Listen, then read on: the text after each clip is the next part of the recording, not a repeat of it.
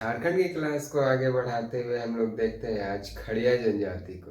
ठीक है, खड़िया जनजाति। और ये क्लास इम्पोर्टेंट इसलिए होने वाला है कि आने वाली जो भी एग्जाम्स है हमारे, उसके लिए ये बहुत महत्वपूर्ण होने वाला है। तो रुके रहिए, लास्ट तक वीडियो को देखिए, बहुत मजा आने वाला है, इंटरेस्टिंग टॉपिक है। ठीक है, तो शुरू करते हैं हम लोग। खड़िया जनजाति। खड़िया जनजाति,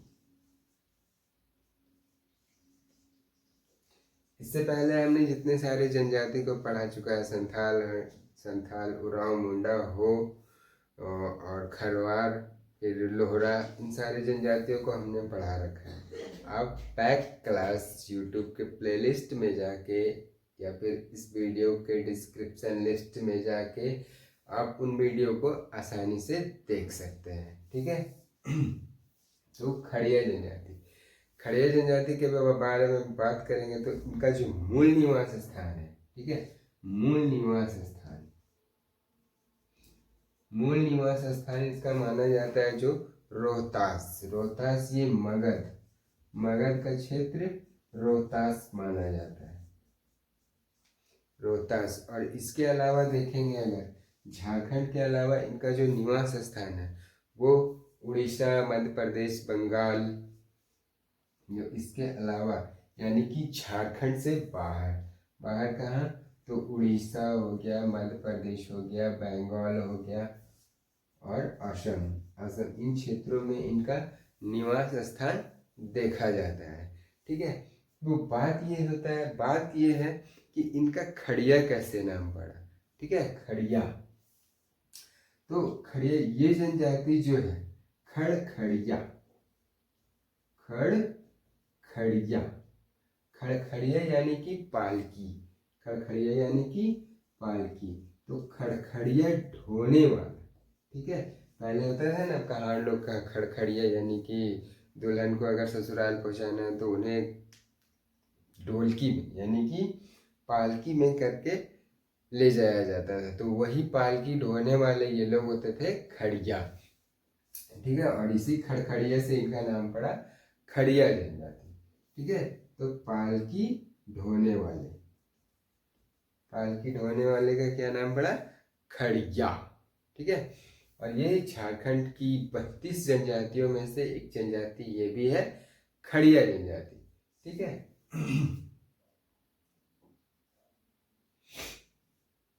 इनका तो मूल निवास कहाँ बताया, रोहतास। ठीक है, पितृसत्तात्मक समाज ये भी है। ठीक है, और खड़िया जनजाति के बारे में विशेष ये है कि इनका जो सामाजिक स्थिति है, यानी कि सामाजिक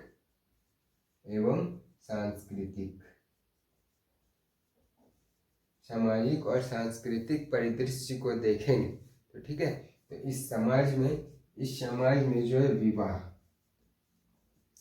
विवाह जो है सबसे महत्वपूर्ण, यानी कि सबसे जो प्रचलित विवाह है वो है अलोल दाय विवाह जो है इसमें सबसे प्रचलित विवाह है। ठीक है, इसे असल विवाह भी बोलते हैं। इसे असल विवाह भी बोलते हैं। और ये इसी विवाह में ये अगुआ के माध्यम से, यानी कि जो मध्यस्थता के माध्यम से जो विवाह होता है, जिसमें वधु मूल्य का लेन देन किया जाता है। और सबसे पहले इसमें वधु मूल्य को क्या बोला जाता है, तो वधु मूल्य को जो बोला जाता है वो गिनिंग तह बोला जाता है। सबसे प्रचलित विवाह कौन सा हुआ, तो अलोल दो विवाह, यही विवाह। इसके अलावा जो है और विवाह जो इसमें है वो राजी खुशी, यानी कि इसमें प्रेम विवाह को बोल रहे हैं ये लोग, राजी खुशी विवाह। प्रेम विवाह को क्या बोल रहे हैं, राजी खुशी विवाह। उसके बाद है ढोकू चोलकी विवाह। फिर इसके अलावा अपहरण विवाह। ठीक है, इसके अलावा प्रेम विवाह, प्रेम विवाह हो गया, राजी खुशी, फिर ढोकू चोल की विवाह, और फिर अपहरण विवाह। तो इसमें जो ढोकू चोल की है, ठीक है, ढोकू चोल की को अनाहुत विवाह भी बोलते हैं। अनाहुत विवाह ये वही विवाह है जो हठ विवाह अन्य जनजातियों में देखा जाता है। और अपहरण विवाह, अपहरण विवाह इसके अलावा उधरा उधरी विवाह, ठीक है, उसे प्रधान ही कहा जाता है। उसे क्या बोला जाता है? ग्राम पंचायत के प्रधान को प्रधान बोला जाता है, जबकि जातीय पंचायत जो होता है उसे धीरा बोलते हैं। जातीय पंचायत को क्या बोलते हैं? धीरा बोलते हैं, जबकि उसका जो प्रधान होता है, यानी कि जातीय पंचायत को क्या बोले? पंचायत, जातीय पंचायत को ये लोग धीरा बोल रहे हैं, और उसके प्रधान को दंदिया, ठीक है, दंदिया। और एक होता है एक संदेश वाहक, यानी कि पंचायत का या पंचायत की जो सूचना होगी वो गांव तक पहुंचाना, और गांव का कोई इंफॉर्मेशन रहा वो पंचायत तक पहुंचाने का काम कर रहा है, वो संदेश वाहक जिसे बोलते हैं, संदेश वाहक जिसे बोलते हैं वो वह गैंडा, गैंडा, ठीक है। तो इतनी सारी इम्पोर्टेंट बात थी इसके बारे में, इसकी सामाजिक व्यवस्था के बारे में, और भी हम लोग देखेंगे इसकी धार्मिक संरचना के बारे में, ठीक है। तो धार्मिक संरचना में हम लोग देखते हैं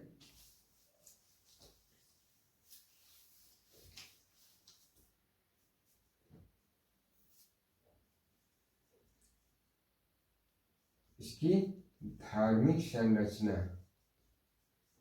देखिए, इससे पहले हमने क्या देखा कि ये जो हमारा खड़िया जनजाति है, ये खड़िया ढोने के क्रम में इसका नाम खड़िया पड़ा, यानी कि पालकी ढोने के क्रम में इसका नाम खड़िया पड़ा। पितृ सत्तात्मक प्रधान समाज है।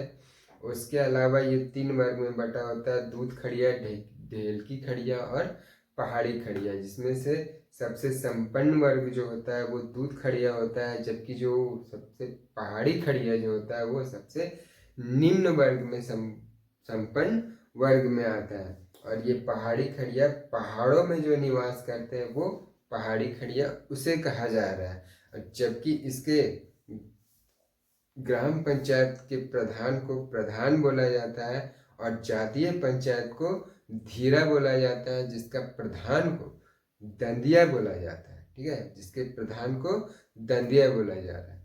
जबकि युवागिरी को क्या बोला जा रहा है? तो गीति ओ प्रचलित विवाह जो है इसमें है वो अलोलदाय या फिर असल विवाह। इसके अलावा उधरा उधरी विवाह, फिर राजी खुशी विवाह यानी कि प्रेम विवाह, ठीक है, प्रेम विवाह, राजी खुशी विवाह, सगाई विवाह जो हो गया वो विधवा विदुर विवाह हो गया, ठीक है। और अनाहुत विवाह, अनाहुत विवाह यानी कि कौन सा विवाह की बात कर रहे हैं हम? अनाहुत विवाह। तो अनाहुत विवाह को इस विवाह में क्या बोल रहे हैं? ढेकू चोलकी, ढेकू चोलकी विवाह। जबकि उधरा उधरी को सह पलायन विवाह बोला जा रहा है, ठीक है। तो धार्मिक संरचना में इस जनजाति के बारे में देखेंगे तो इसका जो प्रमुख देवता होते हैं,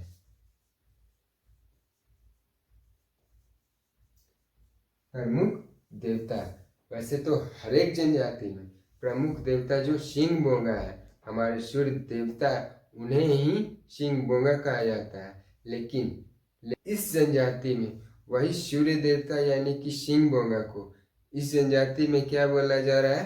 तो बेला भगवान, बेला भगवान बोला जा रहा है, या फिर ठाकुर, बेला भगवान या फिर ठाकुर।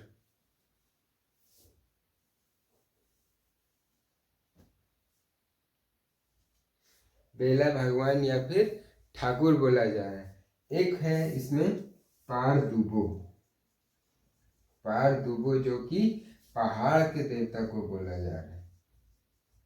पहाड़ के देवता को क्या बोला जा रहा है? पारदुबो। जबकि प्रमुख देवता को क्या बोला जा रहा है? बेला भगवान ठाकुर, जो कि सूर्य को मानते हैं, ठीक है, सूर्य को। उसके बाद अन्य देवताओं में जो आते हैं, पारदुबों में पहाड़ देवता, जब बोराम जो है वो वन देवता है। वन देवता को बोराम, जबकि गुमी, ठीक है, गुमी जो है वो सरना देवी को बोल रहे हैं। सरना देवी को क्या बोल रहे हैं, तो गुमी बोल रहे हैं। जबकि बोराम किसे बोल रहे हैं, वन देवता को बोल रहे हैं। और पारदुबो जो है वो पहाड़ देवता को बोला जा रहा है। ठीक है, तो हर एक देवता का देखिए, यहाँ अन्य जनजाति, जितने जनजाति अभी तक देख चुके हैं उनमें से नाम इनका अलग अलग है। ठीक है, प्रमुख देवता बेला भगवान या फिर ठाकुर जो सूर्य के देवता है। उसके अलावा पारदुबो पहाड़ देवता, बोराम वन देवता, गुमी सरना देवी को बोला जा रहा है। अपनी भाषा में हम लोग अपनी भाषा में भगवान या ईश्वर बोलते हैं। ठीक है, हम लोग अपनी भाषा में जिसे भगवान या ईश्वर बोलते हैं, तो ये खड़िया जनजाति अपनी भाषा में उसे भगवान को भगवान न कह के उसे धर्म राजा, उसे क्या बोल रहे हैं, धर्म राजा या फिर क्या बोल रहे हैं, धर्म राजा या फिर गिरिंग बेरी।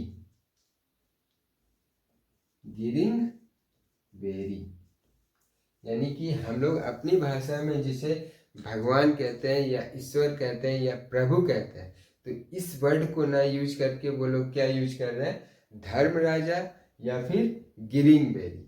ठीक है, और इस जनजाति में जो धार्मिक प्रधान होता है, ठीक है, धार्मिक प्रधान जिसे बोलते हैं, उसमें कालो,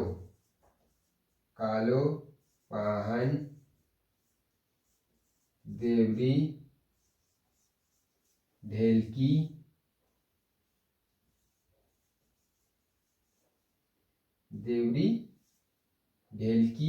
तो इन सारे नामों से धार्मिक प्रधान को बोला जा रहा है। जबकि जो दूध खड़िया है, ठीक है, दूध खड़िया उसे क्या बोल रहा है, पाहन।